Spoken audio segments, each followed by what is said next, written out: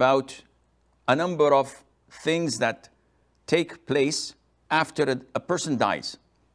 So he has financial debts, he has Hajj he did not perform, and he has fasting that are oaths he did not perform. First of all,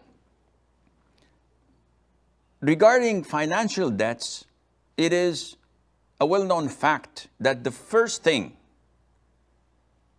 that must be extracted and taken from the wealth of a deceased is something that is needed to prepare his washing and shrouding of the body and burial.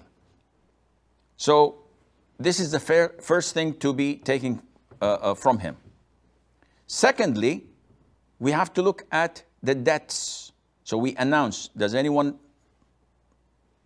gave our deceased money before he died and he owes him debt? So he comes forward, he brings 2 male witnesses or a written statement that yes, this is his signature, okay.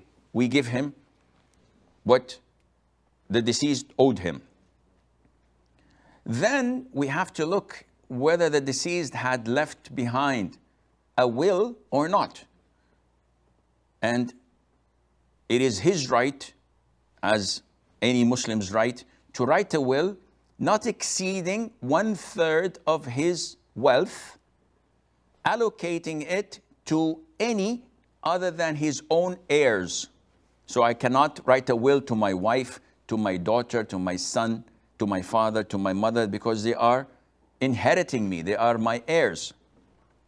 Finally, the 4th category after finishing the first 3 is distributing the inheritance, the wealth, to the heirs according to the division that Allah has stated in the Quran. So now, financial debts are over. What about religious debts? Each individual is obliged to perform pilgrimage once in a lifetime. This is part of the pillars of Islam. If a person dies and he did not, so scholars say, take from his wealth and appoint someone to perform Hajj on his behalf. And it's known as Hajj al-Badal. Is it valid? Inshallah, it is valid.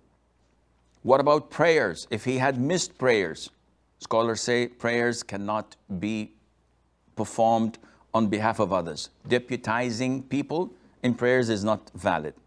What about zakat money? My father pays zakat in Ramadan. He died in Shawwal, in Eid, but because he was sick, he was unable to pay it. In this case, it is Allah's right in the wealth. Give 2.5% of his cash or whatever he used to give zakat from. If he died before the time of zakat, there is no zakat. It's over. What about fasting? Well, fasting is a separate issue. Because there is a hadith where the Prophet says, whoever dies while having fasting to make up, then his guardian or his relative would fast on his behalf. So a person falls sick and he continues being sick for 6 months, unable to make up for the missed month of Ramadan, and he dies. There's nothing to be done. No feeding, no fasting on his behalf. A person falls sick, this is scenario number 2, and he recovers. But before he makes up for the missed days, which he is capable of doing, and before Ramadan is due, he dies.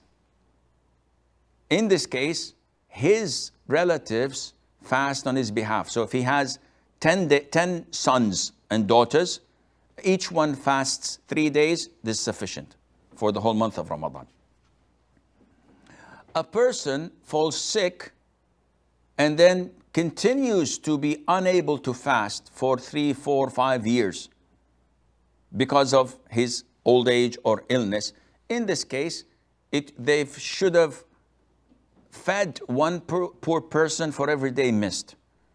Had they because they did not do so, they can do it now or fast on his behalf. And I hope this